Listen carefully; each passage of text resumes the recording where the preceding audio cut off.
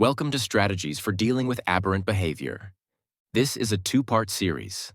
Today's video focuses on understanding challenging behavior, why it happens, and what it's communicating. In Part 2, we'll cover specific intervention strategies you can use at job sites. Let me start with something important. Some supported employees may exhibit unusual, socially inappropriate, or excessive behaviors. If the behavior threatens the person's ability to keep their job or interferes with their ability to develop relationships at work, you'll need to support them to develop more appropriate on-the-job behaviors. But here's the key. Before you can support someone effectively, you have to understand what the behavior is communicating. The approach we use is called Positive Behavior Support, or PBS. PBS is a modern, research-based approach for supporting people with developmental disabilities. It goes beyond just stopping bad behavior. Instead, PBS looks at the whole person, their skills, environment, relationships, and what makes life meaningful to them. The main goal is to help the person live a better, more meaningful life, not just to fix challenging behavior. What makes PBS different? PBS is built on several core principles. Principle 1. Person-centered. PBS always starts with what matters to the person, not just what's easiest for everyone else. What are their goals? What do they care about? What kind of life do they want? Principle 2. Holistic. PBS considers the environment, relationships, health, history, and culture, not just single behaviors in isolation. We look at the whole picture. Principle 3. Functional assessment. PBS asks, why is this behavior happening? We find out what the person is communicating with their actions before we try to change anything. Principle 4. Proactive teaching. Instead of only reacting after behavior happens, PBS teaches new positive skills first. We prevent problems by building capacity. Principle 5. Data-driven. Decisions are made using real observations and information, not guesses or assumptions. Principle 6. Respectful and dignity-focused. PBS approaches are designed to help people achieve a desired lifestyle. Every intervention must respect the person's dignity and autonomy. How PBS applies to employment. Successful employment has the potential to fulfill several key elements that are critical to supporting people with challenging behavior. Relationships make all the difference. Many people with disabilities experience lives of isolation. A job can link people with their coworkers and create opportunities for meaningful relationships. Your role in fostering these relationships is critical. Jobs help develop a positive identity. Opportunities to contribute through work can help overcome the negative image the person may have developed based on what others have said about their challenging behavior. Work gives people a chance to be valued for what they can do. Jobs provide choices and self-determination. For people who have been outside of power for too long, a job gives them the opportunity to experience decision-making and develop self-determination skills. Behavior is functional, not good or bad. Behavior is functional.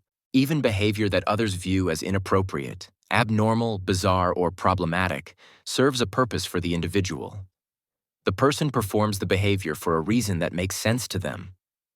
What does functional mean? Functional means the behavior accomplishes something.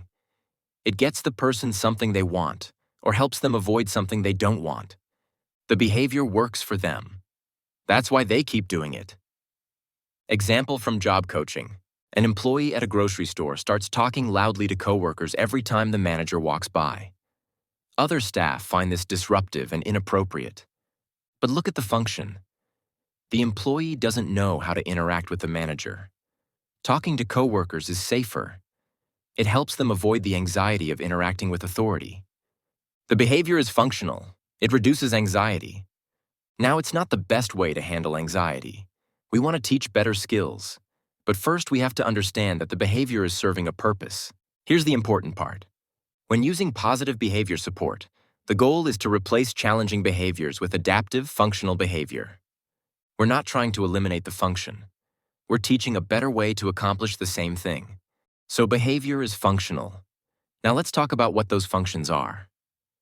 There are 4 main functions of behavior. Every challenging behavior falls into one of these categories. Function 1. To get attention. The person wants attention from others. Positive or negative attention counts. The behavior gets people to look at them, talk to them, interact with them. Workplace example. An employee makes inappropriate jokes during team meetings. Everyone reacts. Some laugh, some tell them to stop. Either way, all eyes are on them. The behavior is functioning to get attention. Function 2. To get something tangible. The person wants access to an item, activity, or privilege. The behavior helps them get it. Workplace example. An employee refuses to start their shift until they're allowed to check their phone. The refusal behavior functions to get access to their phone. Function 3. To escape or avoid. The person wants to get away from a task, person, or situation. The behavior helps them escape. Workplace example. An employee has a meltdown every time they're asked to work the drive-through window. Eventually, the manager stops assigning them there. The meltdown behavior functions to escape the drive-through, which the employee finds overwhelming. Function 4. Sensory stimulation. The behavior provides internal sensory input that feels good or reduces internal discomfort. This one doesn't require any external consequence. Workplace example. An employee rocks back and forth while completing repetitive tasks. The rocking provides sensory input that helps them self-regulate. It's not about getting attention or escaping. It's about internal sensory needs. Important note: sometimes behavior has a neurological or biological base. People do not choose their disabilities and they can't turn them off. Some behaviors are driven by disability, something the person cannot control. For example, an employee has an unusually sensitive startle response. When someone approaches from behind, they jump and sometimes yell. They're not choosing to do this. It's neurological.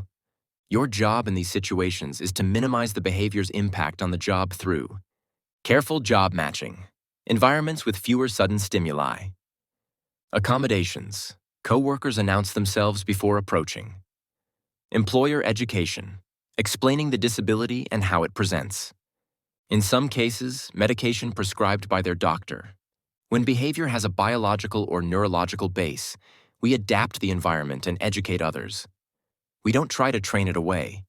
For behavior that serves a communicative function, though, we can teach replacement behaviors. That's where ABC analysis comes in. An ABC analysis is one method to collect information about why a behavior happens. You learned about the ABC model in Video 1. Here's how we use it to understand challenging behavior. A equals antecedent. What happens right before the target behavior? B equals behavior. What the person said or did, the observable and measurable behavior. C equals consequence. What happens immediately after the target behavior? You observe the person and record everything in these 3 categories. In the antecedent column, write everything that occurred in the environment before the behavior. Things that were said or done by staff, coworkers, supervisors. Descriptions of the environment. Noise level, people present, lighting, temperature, what task they were doing. In the behavior column, write what you observed the person say or do. Be specific and objective. Not got upset, but raised voice, clenched fists, walked away from workstation. In the consequence column, write everything that happened after the behavior. What did people do? What did you do? What changed in the environment? What did the person get or avoid as a result? Why this matters. After you collect A, B, C data over several days, patterns emerge. You start to see which antecedents trigger the behavior, which consequences maintain the behavior. Then you can write a positive behavior support plan that addresses those antecedents and consequences. Example from job coaching. Antecedent. Manager asks employee to work cash register. This happens 5 times over 2 weeks. Behavior. Employee refuses, says they're not feeling well, walks to break room, happens every time. Consequence. Manager assigns someone else to register. Employee stays in break room for 10 minutes. Happens every time. Pattern identified. The antecedent is being asked to work the register. The consequence is escaping that task. Function equals escape/avoid. Now you have useful information. The employee is avoiding the register for a reason. Maybe they don't know how to use it.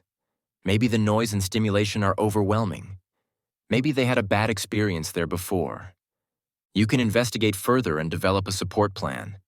In work environments, we specifically seek answers to: what time of day does the behavior occur?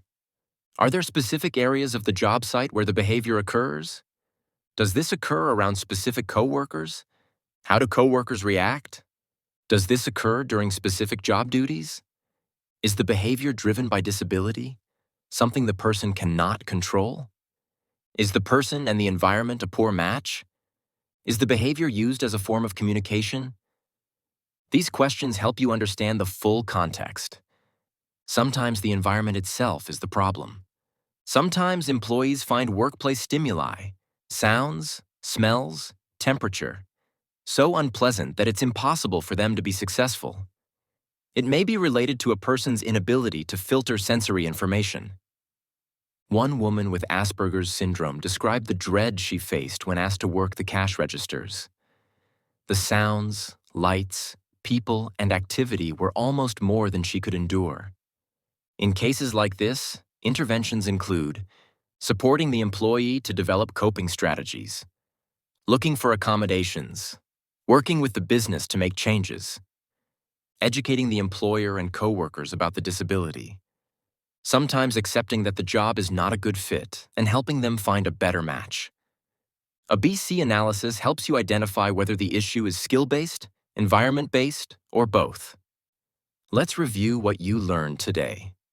First, positive behavior support is person-centered, holistic, and focused on improving quality of life, not just eliminating behavior.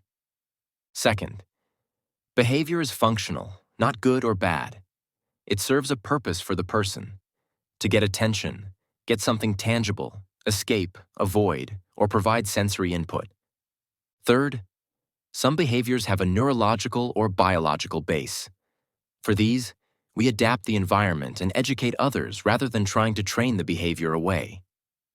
Fourth, ABC analysis helps us understand why behavior happens by tracking what happens before, during, and after the behavior. This data guides our support plans. Remember, developing an intervention without knowing the individual in any meaningful sense is usually ineffective and always disrespectful. You have to understand the person and understand the function of the behavior before you can support them effectively.